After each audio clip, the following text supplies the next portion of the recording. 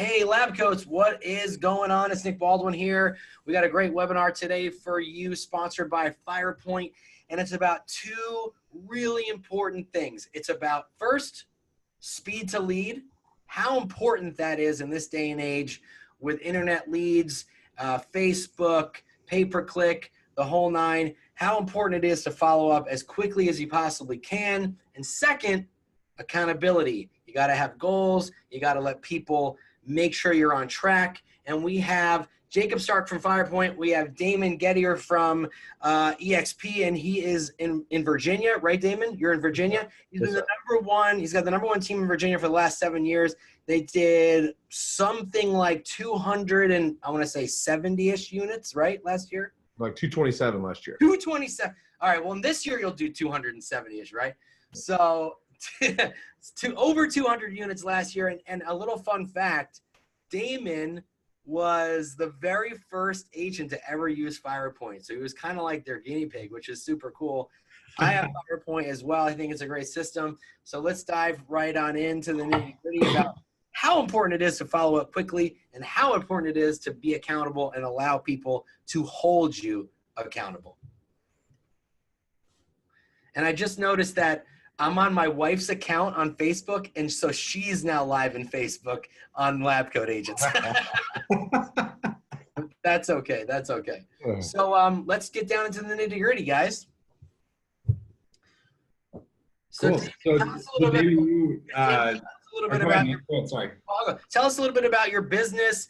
Tell us your structure, and tell me, where most of your business comes from. So we have, I guess we have 14 agents now. We actually were onboarding 16 this week. So we made a major push for recruitment in the last 60 days. So we're onboarding 16 this week. As you said, we're on Firepoint. Leads would be Realtor.com, Zillow. I mean, a little bit of Zillow, very little Zillow. Realtor.com, Zillow. Pay-per-click is huge for us. And then Ylopo. And Ylopo's been incredible for us. And of course, once they integrated with Firepoint, that marriage has just been, it's been a little bit short of awesome. It's just incredible. Nice. Yeah, I use Ylopo very heavily in my business too. I'm going to start testing out Ylopo with Firepoint as well. So you're saying you're having a lot of success with that? Oh man, it's insane. And I don't know if everybody has it. Maybe I should be quiet. But the AI launched this week, the artificial intelligence for the texting and everything. Yeah, it's crazy. Man, I wish my agents could have as good a conversation as a computer can. I mean, it's been insane. It really has been insane. The engagement has been over the top. Yeah. So I don't want to get too much into the AI of Ylopo, but it definitely is helping to nurture your leads, after they come in. Maybe you weren't able to get a hold of them to begin with, but the AI is so smart. Yesterday, they found out if one of our leads was pre-approved, and they told us they were pre-approved for 450, and one of my agents instantly set the appointment. So it was huge leverage. I think that's definitely the way of the future. But it definitely is helping with speed to lead. I mean, some of the crazy statistics we're hearing and things that I'm reading are the average response time on a lead through the internet is 44 hours. It's almost 2 days. So when agents are saying the leads suck, I don't know. I'm starting to feel like they don't, right?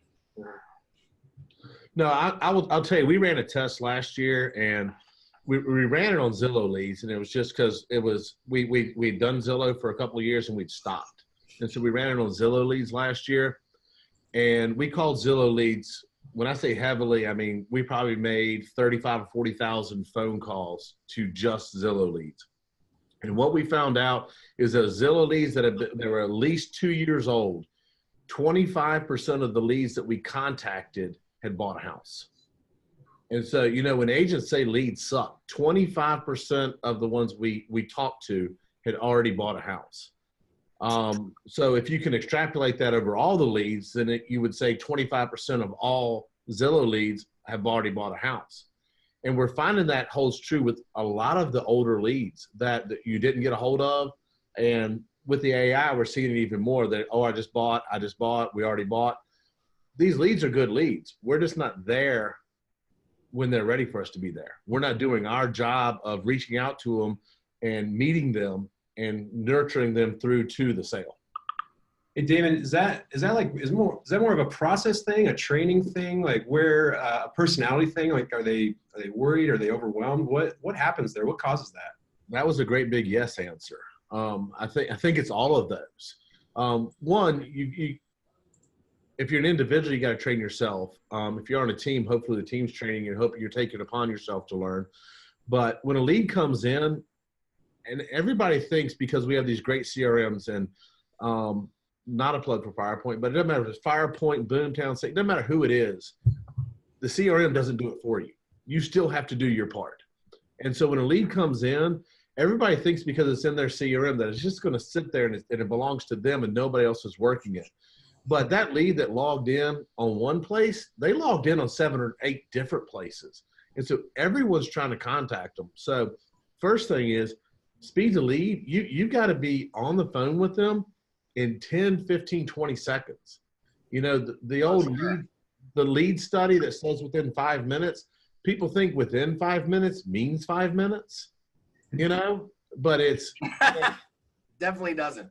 No, that 5 minutes really, it should be 20 seconds, 30 seconds.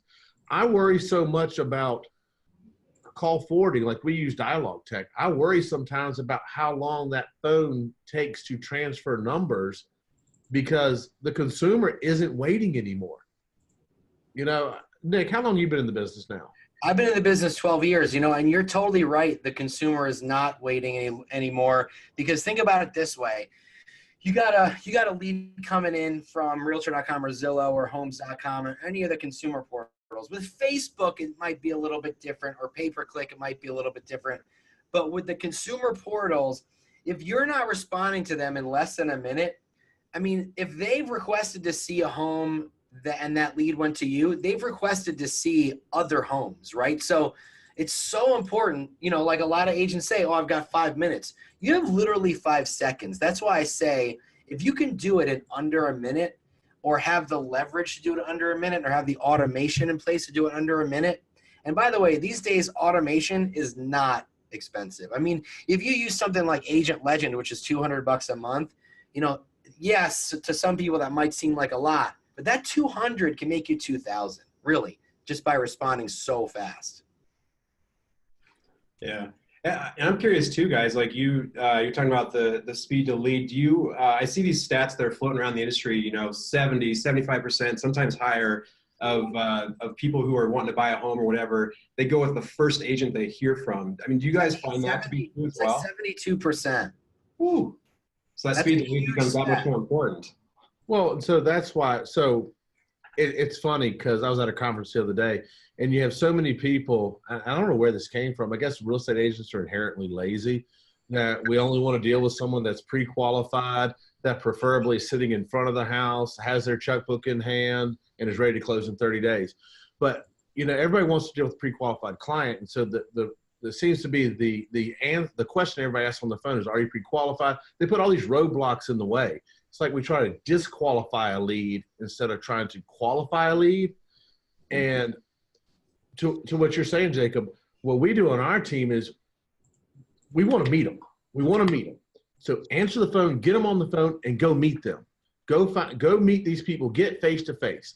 Until you're face-to-face, you have nothing. I don't care how much you text them, how much you call them, how much you do anything. You've got to get face-to-face and meet them to see what you have. Because you're not even interviewing for the job until you're face-to-face. You know, and so, you know, call them, get them on the phone, send them a text. If we can't get them on the phone, we send them a bomb video. It's not meeting them, but it's the next best thing. At least they're putting a face with a name. You know, I don't want to be Geico. You know, I love that you said that because you're so right. I feel like so many agents, they are trying to disqualify a lead as opposed to qualify. Someone says to me, so if I get a lead and they say they're pre-approved or they say they're not, they get the same exact treatment, right? So I will definitely have a meeting with somebody who's not pre-approved but wants to buy a home. because I'm not going to completely disregard that person, right? I mean, don't ever judge a book. That person could afford, like in my, one of my markets in New Jersey, they could easily be $1 million buyer. They just haven't bothered to get a pre-approval yet. And so many of us are like, forget it. And one of the things I love about YLOPO leads and with Firepoint working with YLOPO is that a lot of those leads are really at the beginning stages. They need the education. And the great thing about them is it's so much easier to build a relationship with a buyer who needs the education, because then that's where you come in as the expert to guide them through the entire process. I always tell buyers, you don't need to only call an agent when you're ready to make an offer. There's a lot more that goes into it, and we can help you from, even further on before that.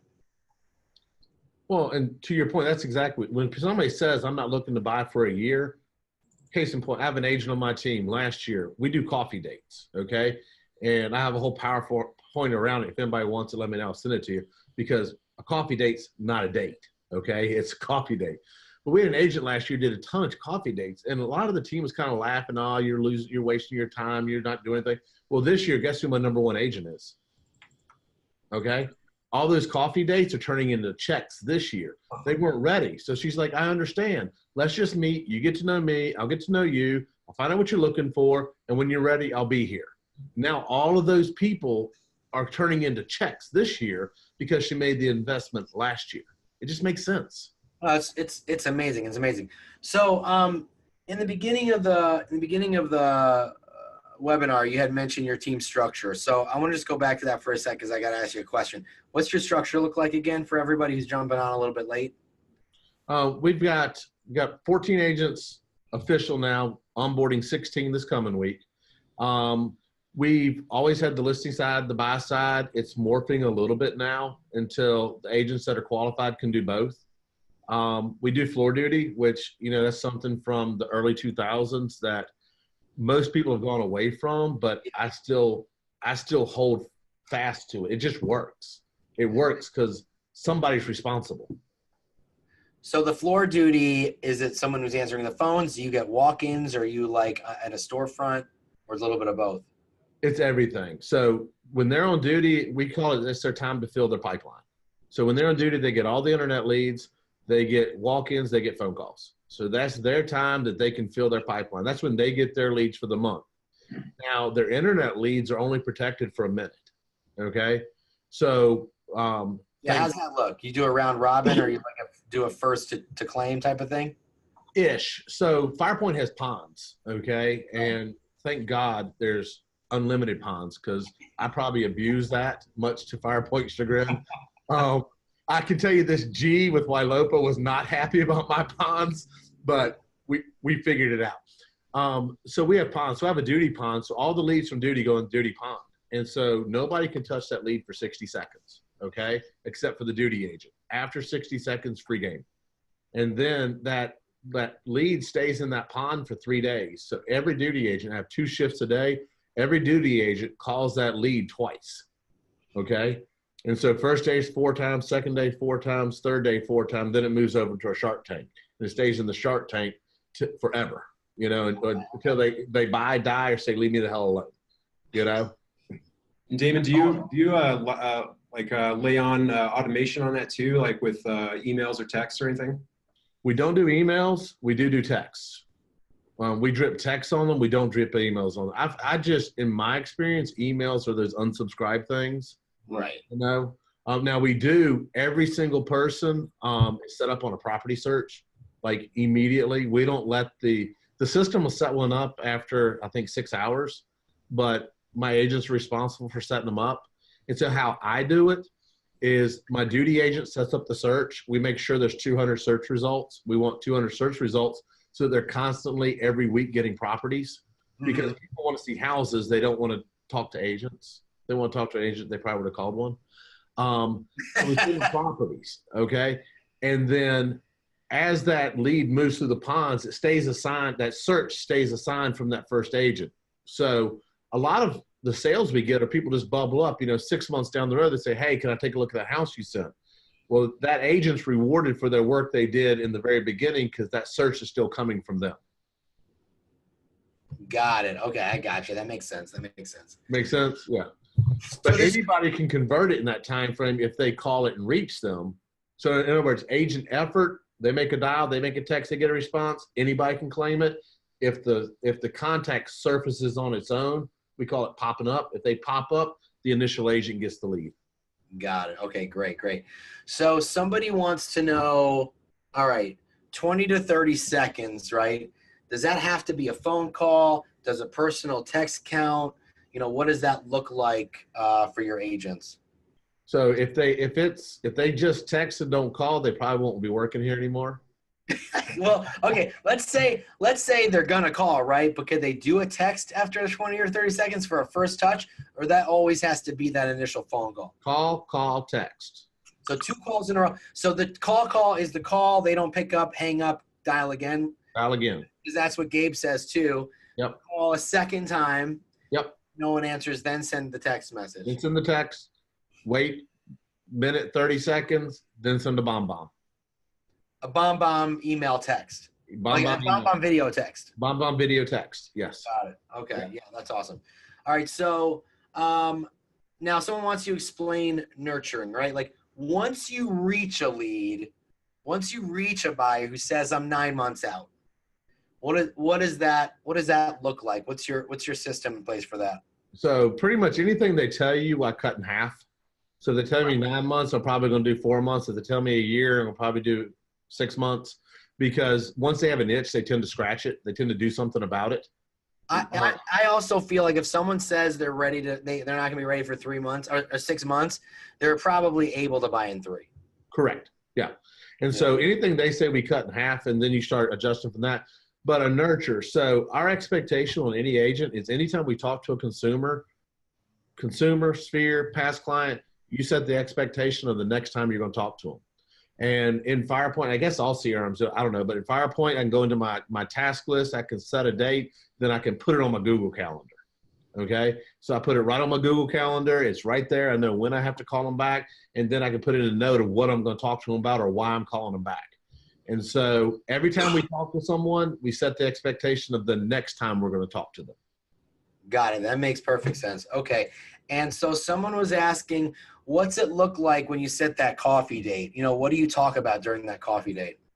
I mean, it's just like a phone call when you're qualifying. You're talking about, Ford, you know, the family, what they're doing for work, what do they do for recreation, everything.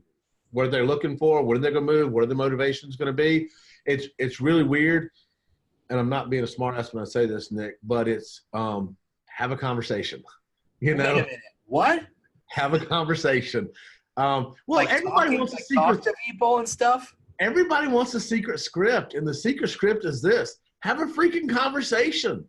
Treat them like people, because I'm pretty sure most of them are people. You know what I like to say, Damon? Leads are people too. Yeah. You know, everybody, but doesn't everybody want a secret script? Or what should I say? They're talk to them. It's very, very strange to me because you can call your mom or dad or your friends and have a conversation, right? But you just can't call a random stranger and have a conversation. It's, in fact, in my opinion, I find it easier to talk to random strangers because I don't know anything about them. Right. Everything's a discovery. Right, exactly. So I could ask, what's your favorite color? I could ask them. You know what I mean? I don't know anything about them. The possibilities are endless. Yeah. So true, so true. Jacob, I feel like you're left out, buddy. Chime in. Hey, all right, I'm going to jump in here because I'm curious. You guys have been talking a lot about, you know, more from the agent perspective. I mean, from a team lead perspective, Damon or Nick, I mean, you know, you guys obviously have to hold people accountable, all that. I mean, Damon, what's your kind of process of making sure that's happening? Well, it's kind of an easy question because you got the accountability dashboard. But so, I mean, we use the accountability dashboard, and then I actually have a layer on top of that where I have a virtual in the Philippines that at 4 o'clock every morning takes my accountability dashboard, breaks it down for me, and emails it to me. So that, to me, it's a report. I just look at the report. It comes from Firepoint, but it's a report of everything that happened the day before, so that if an agent didn't make phone calls, didn't do the emails, didn't do the texts, I know that first thing going in, so our first huddle, I could address it, you know? And it's the whole thing of inspect what you expect. I mean, if you expect someone to do it, you need to check and make sure they are doing it. If they're not doing it, you need to address it. And luckily for us, Firepoint does have a very good accountability dashboard where you can drill to pretty much anything you want. That is very true. And, it's interesting because accountability is very uncomfortable. And I have learned the hard way over the years that if you're not uncomfortable, you're not growing. If you're not letting people and by the way, accountability isn't micromanaging. And someone's not trying to micromanage you. You have said, here's my goals. And now there's someone whose job it is to make sure you reach them and to make sure you're doing what needs to get done every day.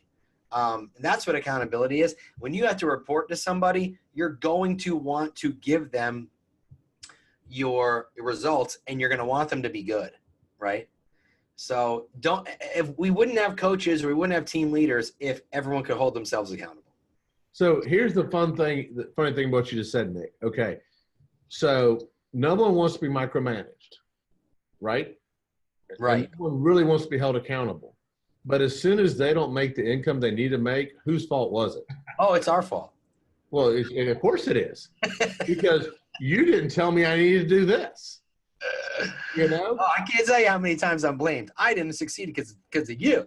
Right. I mean, or they go home and their wife's like, why don't we have money to pay the mortgage this month? And it's Nick didn't make me call my leads, So, I mean, it's one of those things of we have to hold people accountable. I mean, it's especially as much money as you and me and everyone else is paying for these leads, paying for these programs.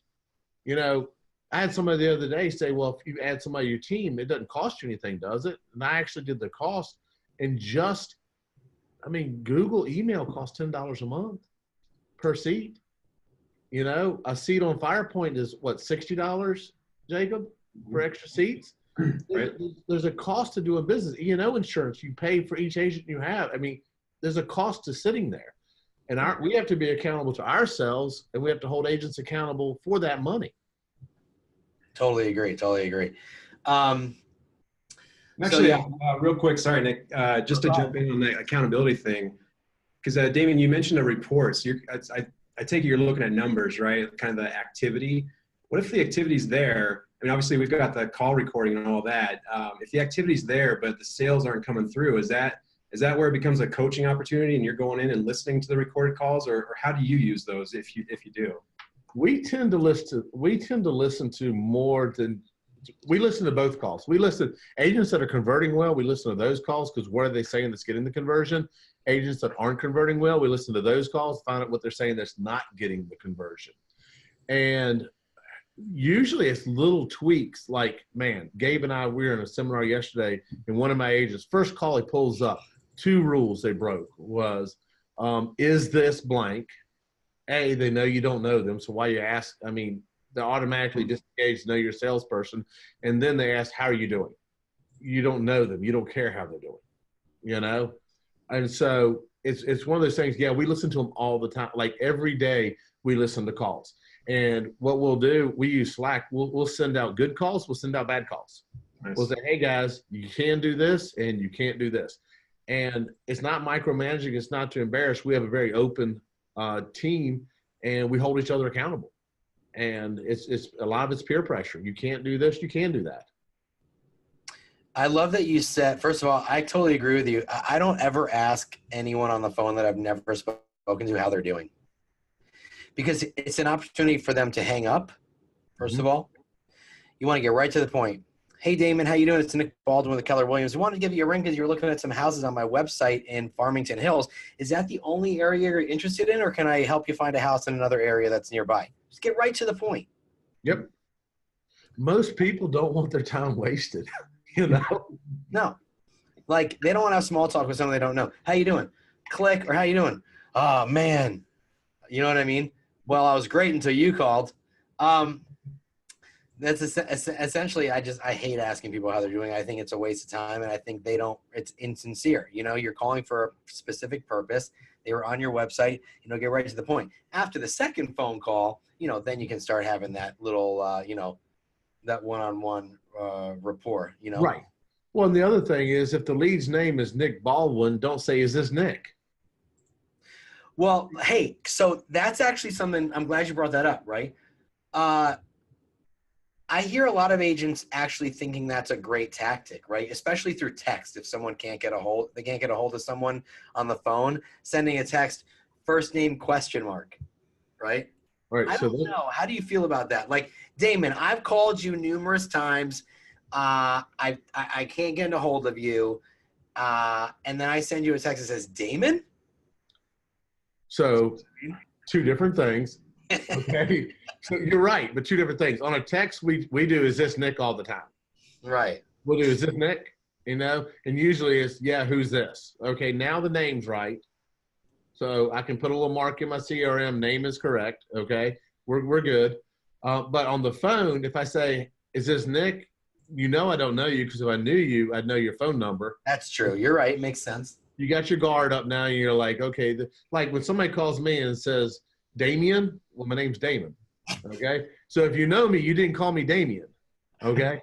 And so I know you're a salesperson, and now I don't like you. That's so funny. Well, first of all, you don't like him for 2 reasons. The salesperson, and second, he didn't even bother to read your name right. Correct. But on the text, we do, is this Nick all the time? I mean, like hundreds a week. Is this Nick? Is this Mary? We do that all the time. So let's go back to accountability. How are you, other than using the Firepoint accountability tracker, you have a big team. How are you holding them accountable every day? You having team meetings? You having accountability phone calls? What are you doing specifically? So we're probably a little different than most in that we do prospecting every day, 3 hours a day in the office. Hold on, stop it. Really?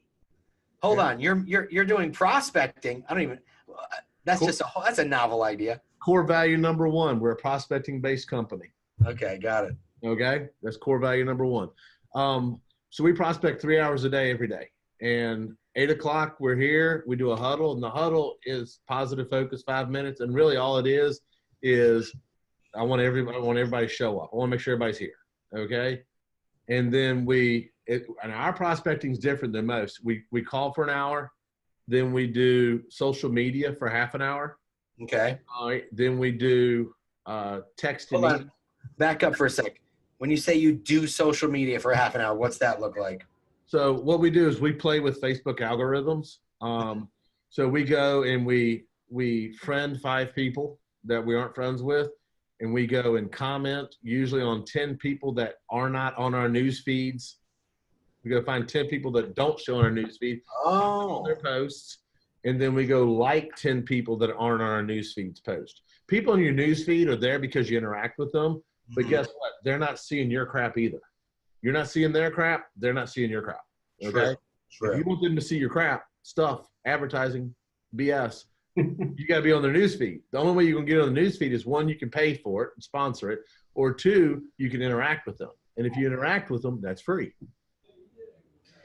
So one of my good friends, her name is Lisa Archer. I'm not sure if you know her. Yep. Yeah. So Lisa has a similar strategy. It's the 5-5-5 rule. 5-5-5. Yeah. I stole it from her. And except you increased it. Lisa, them's fighting words. Them's fighting words, Lisa. You put it on steroids. I amped it up 1. But I will tell people, don't go friend request 20 people. You start doing 20 a day, and Facebook will catch you doing it. And Facebook doesn't like it. Yeah, so 5 to 10 a day you can add. Any more than that, Facebook doesn't like it. Damon, do you limit that only to Facebook, or are you going to some of the other networks? So I do Facebook. That's where I work. I've got people that do Instagram. I'm still trying to figure out Instagram. I don't understand why I can't just go to the next thing without having to back out. I don't like that. But my Instagram people do Instagram, and that's pretty much what we do.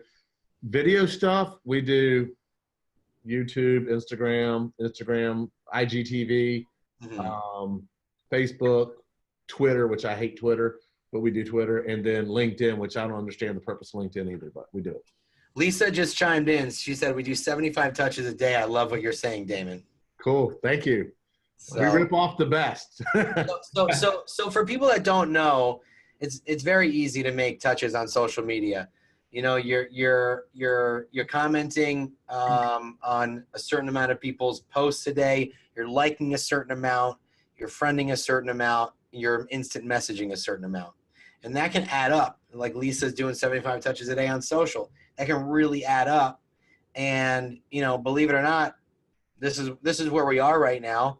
And if you say something to somebody that's interesting enough, they will click through to your profile. If your profile is public, they will see you're a realtor.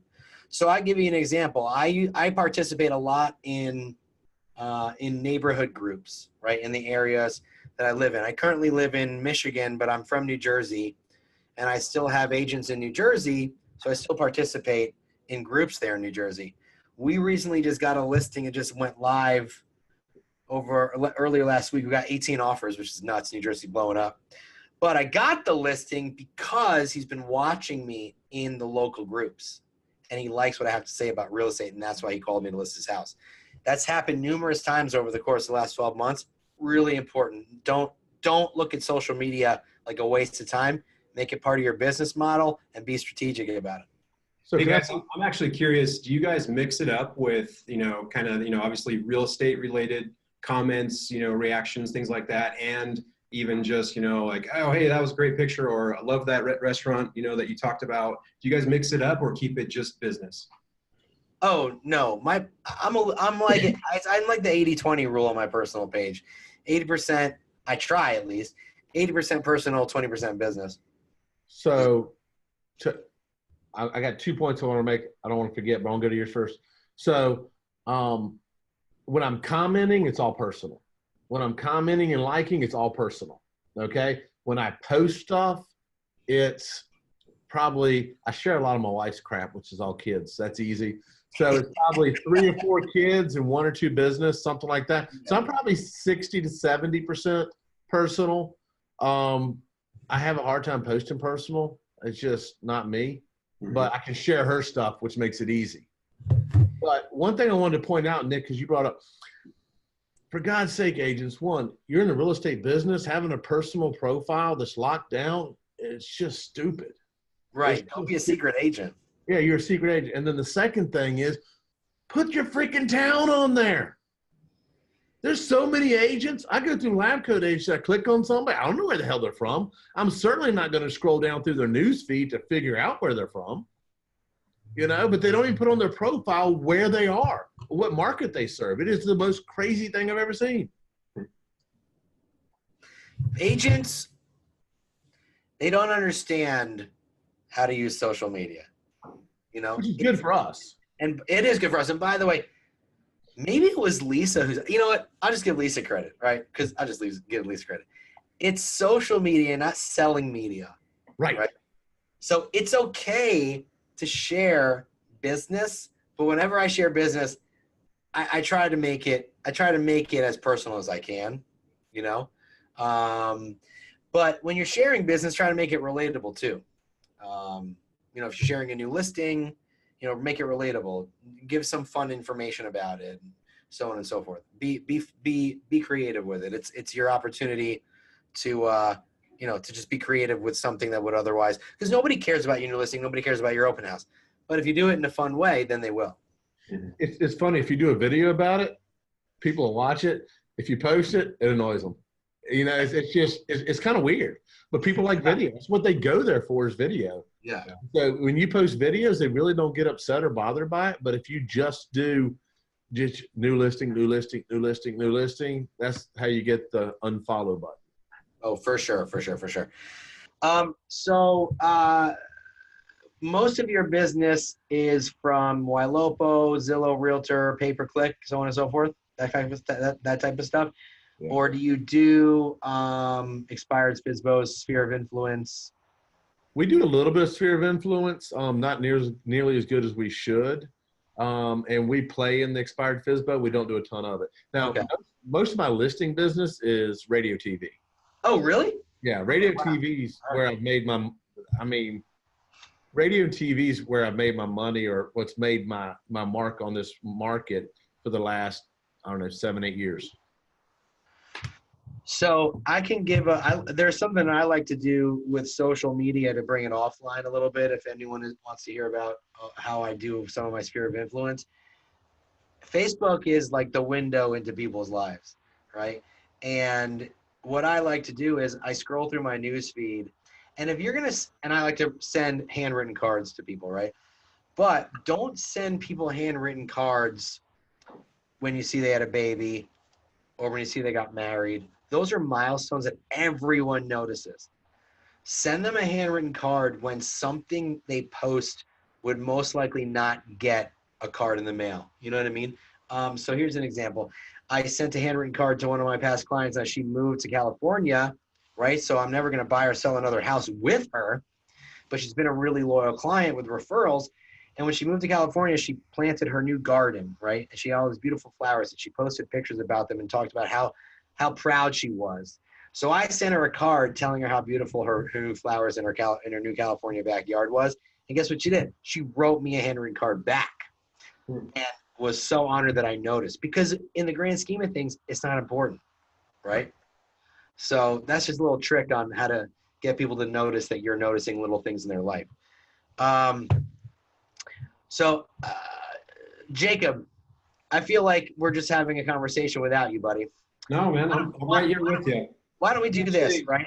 So this is a webinar. It's a Firepoint webinar.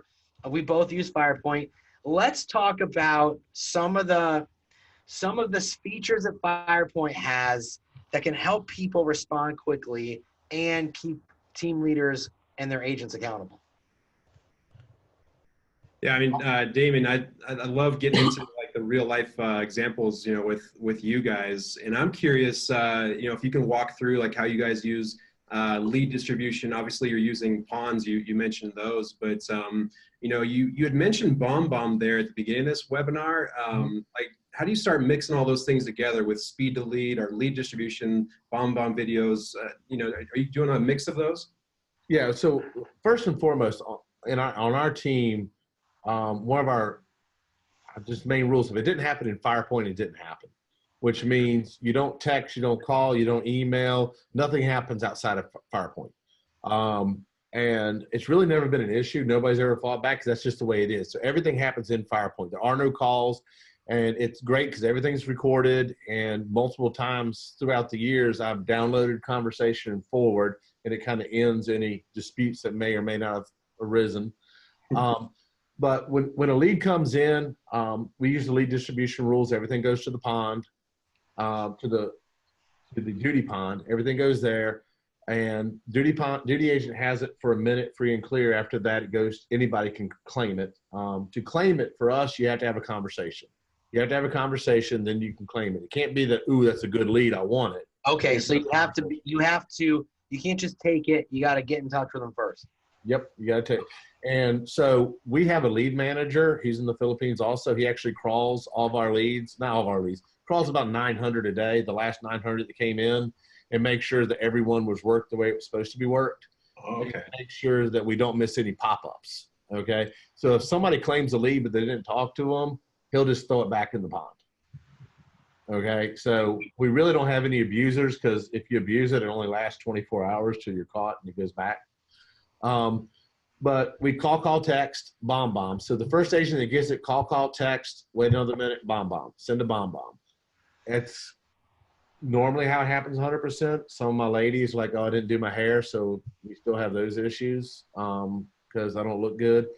And I try to tell them nobody. Oh, you mean for a video? Oh, yeah. Oh, I gotcha. Yeah, and I'm like, nobody cares what you look like, but they do. Anyway, so we call, text, BombBomb. Then the next agents to come on, they call. We never leave a message. And we never leave a message because once you leave a message, you're kind of an ass if you call them again. I mean, you left a message. You told them what you wanted, so why are you calling them again? You know, and I don't know about y'all, but I don't check voicemail. Like, I have email, I'll read it, but I don't check voicemail. It's just one of those things that annoys me. Like, oh my God, you actually left a message. Now I got to check it. You know, because if I wanted to talk to you, I'd call you back. You know, I mean, it's like a prompt. You called me, I'll call you back when I can. After 3 days, it goes into the Shark Tank, and the Shark Tank is where it sits. It has a search going out from the original agent it was signed to, and you know the rules better than I do. I know we worked on them and tweaked them, but Firepoint, and everybody probably should know this, and if your CRM doesn't do it, you need to know it. Google, Yahoo, MSN, all those, they don't like spam. And so if you have a bunch of unread emails coming from somebody, they don't like it. And so I heard that one CRM recently changed after 7 days. If it hasn't been open, they no longer send emails, which is just crazy to me. Wow. Okay, so if you're sending listing alerts to an email address and those people are not opening those listing alerts, it's going to go to spam. It could. So what Firepoint's done, help me out, Jacob. If they don't read them for 30 days, it goes to once a week, right? I believe so, and you can also choose, if it's coming from a user or the company, you can switch that up. So yeah, but I think you're right on the timing there. Yeah, 30 days, it goes to once a week. Then I think it's 90 days. If they have an open one, then it goes to once a month. And the reason is what they don't want is, like, I have 20 or 36,000 leads. Well, if I'm sending 36,000 searches and 30 of them aren't being open, what's going to happen is they're going to see my URL and they're just going to ghost me. They just won't even deliver those because they think they're spam. Got it. Okay. And so it automatically throttles, but it never stops. It'll still send it out, even at the worst, once a month. And we've had people that 4 and 5 years later respond to an email from 3 years ago. You're like, and they're like, hey, I want to see this house. I'm like, dude, that thing's been sold twice since then. But what they did is it imprinted in their mind, Damon Gettier and Associates, Damon Gettier. And so they just did a search in their email, and it popped up, and they sent an email. Yeah. So that's one of the things they did to help protect us. Hot buyers we send immediately. They get alerts every 15 minutes, somebody hot. That's someone that we've met that's going to buy a house now, But it's anybody we talk to has to have a task set for the next time we're talking to them. And then we just keep them engaged. We don't do bulk texting. It scares me because I don't want to get sued. Right now everybody's getting sued for something. So we don't do bulk texting, but we do drip text. So we put text in there and we drip on them. Right. Because agents kind of suck at follow-up. Yeah, they do. Hey, you know what? Speaking of emails, right? Speaking of email listing alerts, and I can talk about this because, the Ylopo and Firepoint partnership, something interesting that we found out about the open rate versus retargeting rate, right? So we're only seeing over the last 6 months, I think only 200 or so listing alert emails have been opened that we've been sending out. But on the same token, over the last 6 months, 4,000 people have come back to our website through retargeting. That's over 500 people a month getting their listing alert feeds getting listing alerts in their email, in their Facebook newsfeed through dynamic real estate ads. So it's super interesting to me. Email listing alerts, I think, are dead. If you're not familiar with retargeting with real estate ads for real estate, I'm sorry, dynamic ads for real estate, which is Dare. If you're not familiar with that, get familiar with it because the new listing alert is in the Facebook newsfeed. And what's so cool about it is that every time they see an ad, it's different because it reflects their latest search. So they're always seeing homes that they love. And I compare it to, here's an example, like summertime's coming up. I go to homedepot.com. I look at Weber grills. I don't end up buying one. I'm going to start seeing that same Weber grill in my newsfeed for 3 months. But we're in an industry where our inventory changes every 15 minutes. So the ads they see are going to change every 15 minutes, and that's going to keep them coming back in your newsfeed. And they're going to think, oh my gosh, Nick Baldwin is everywhere. This is a guy I want to work with. Well, I look at it as legalized stalking. Once you have their information, you can stalk them legally and professionally on social media so that you're there when they're ready. And that's our problem as an industry, is we're not there when they're ready. Yep. No, 100%, 100%. So Damon, you guys are using YLOPO heavily, and obviously the integration with Firepoint and everything. As they are starting to get retargeted and have some more activity and everything, are you guys looking at activity in Firepoint and then acting on that in any way? Like, how do you start to use that and kind of I don't know, almost like a second chance speed delete type of deal? So we only work out of Firepoint, and I know some people probably work out of YLOPO also, but we only work out of Firepoint. Well, YLOPO doesn't have the CRM; they just have the marketing. Right. Info. So YLOPO connects to Firepoint, and Firepoint to CRM. Right. Yeah. So it's everything they looked at's in Firepoint. Like, I don't have to go. The only reason I ever go to Stars or to YLOPO is if I'm going to do a listing rocket. Other than that, everything I do over in Firepoint. So their activity, their text, the dynamic texting that's going back and forth with the AI, all those conversations, everything's in one news feed. So when I go and look at an activity feed in Firepoint, everything's there. When I want to know what they're looking for, it doesn't matter if they're looking in YLOPO or they're looking in Firepoint. It's all in Firepoint. So it's truly one stop. I'm not going to say shop, one stop working. It's one platform to work out of, it's what agents want. I mean, agents don't want to, I got to go here to do this, and I go to here to that. They want to go one place to work. And it just works. It's just fluid. I mean, I will say this, Firepoint and YLOPO knocked that integration out of the park. I mean, they really did. Like, I'm beyond impressed with it. So yeah, it's a lot of good stuff. No, go ahead, Jacob. I was just going to say, like with that retargeting though, I mean, I appreciate the plug there, Damon. That was awesome. But I mean, for those who are, kind of doing some of that retargeting and everything, I mean, what should they be looking for? Should they be saying, hey, someone, clicked once, or, hey, they've been starting to interact with these ads more and more? Like, how do you start to really say, hey, this person is truly re-engaged? So I can answer that first if you want, and then please go for it. So, like, here we're in a day and age where obviously there's some Big Brother going on out there more than people like to admit, right? Everybody knows that they're being watched in some way, shape, or form. You just don't want to tell them, right? Like, if someone looked at a property 74 times, you're not going to be like, hey, Damon, it's Nick from Keller Williams. I saw you looked at 123 Main Street 74 times. Just, when you'd like to see that. That's not what we do. So if someone looks at a house 74 times in 5 minutes, what we're going to do is we'll give it a little bit, and then we'll call. We'll say, hey, Damon, just wanted to follow up because I saw this house at 123 Main Street. I think it might actually be perfect for you. Of course it is. He looked at it 74 times. And Damon's like, wow, this guy is like so in tune with what I'm looking for, right? That's kind of the way you want to go about that. And you want to be on top of those opportunities, and you get a lot of those opportunities when people are active on your site. Mm-hmm. So I can say what Nick said, but he just said it. So yeah. Okay, you can say it again. You can steal it from me, just like you stole Lisa Archer's segment.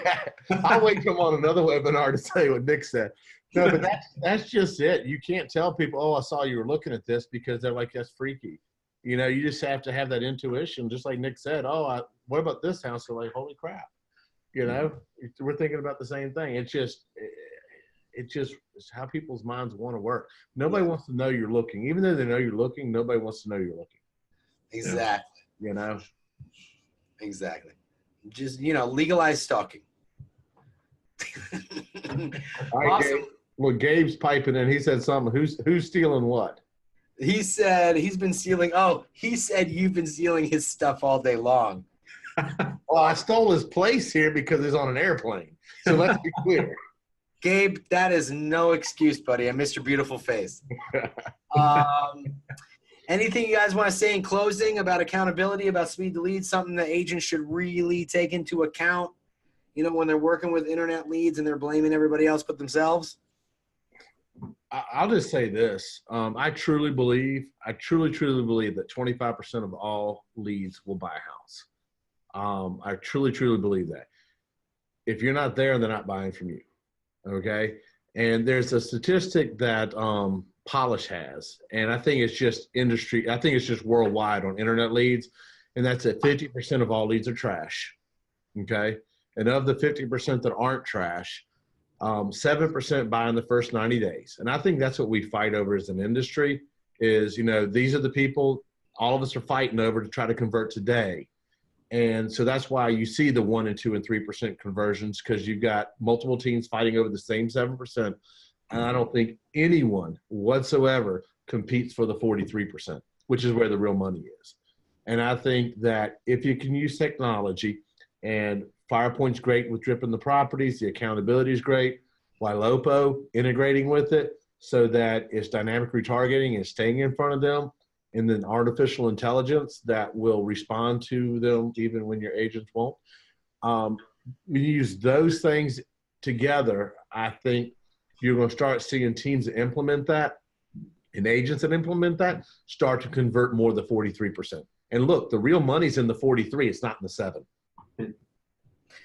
Yeah, I'd like to also add that, some mind-blowing statistics that Tristan and I talk about a lot in our presentations. I mentioned one before. The average response time to an internet lead from an agent is 44 hours, so it's 2 days. 50% of online leads don't even get a single response. That's from multiple sources, right? It's now 72% of people will work with the first agent that contacts them. And on average, it'll take you at least 8 attempts to get someone on the phone. So the two things you got to remember there: respond really fast, respond often, and get in front of that person. Because if you do, you're more than 50% likely to work with them. Yeah, and that's why I think Damon, who cares if they've been pre-approved or not? Get in front of them. Get in front of them. You can't sell them if you can't meet them. Exactly. And I'd add on what you guys have been saying all along, right? Mix it up. Make sure you are getting that live contact, but don't be afraid to use, some of that automation to help out. But don't also lean on it too much, right? Don't make it your crutch.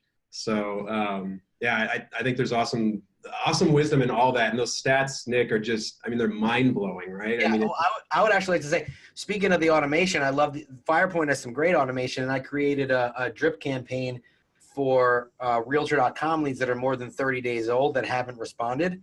And I just go in and I just click a button, and I'm seeing so much engagement now. And it's mind blowing to me how many of them still are not working with an agent. Mm-hmm. Because no one's reaching out to them but you. That's really what it comes down to. Yeah. So. Well, do you have 2 seconds, Nick, to go into? Yeah, I got 2 seconds. So people talk about Facebook leads suck. You hear that all the time. And people got to realize that a Facebook lead, they didn't get on Facebook looking for houses.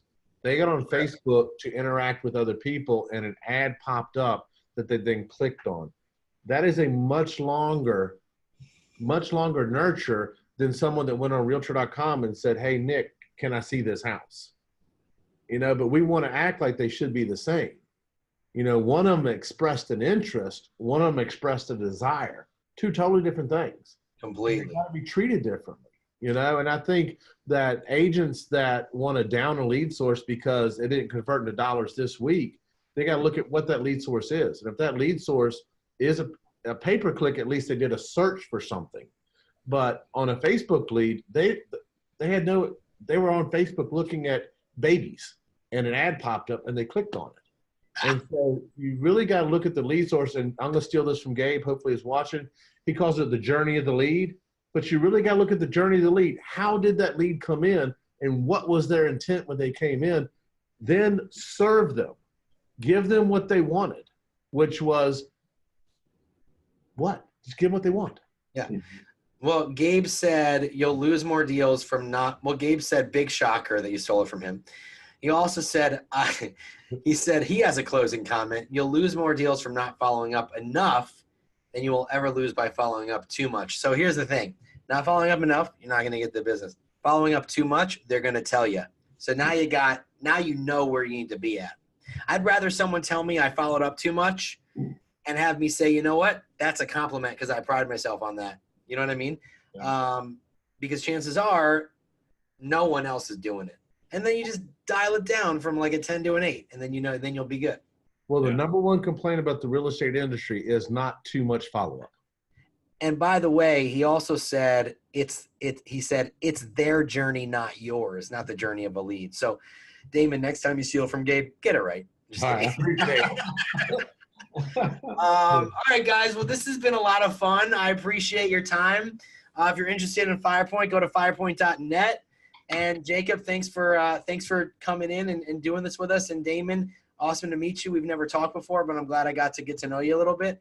And have a great day, guys. Yeah, and hey, Nick, real quick. Yeah. Real quick, go to firepoint.net/LCA. That way we know you're coming from LCA. Oh. We've got special discounts for you guys coming through the LCA network. So make sure you do that. And obviously, if you guys want to see more about lead distribution, come demo. We'd love to show you. Yeah, honestly, guys, it's a great system, and it really has all the bells and whistles of some of those $2,000 a month platforms. It's really fantastic. I'm not just saying that. So firepoint.net/LCA for all sorts of good deals. Thank y'all. Thanks, guys. See you soon. Thanks, guys.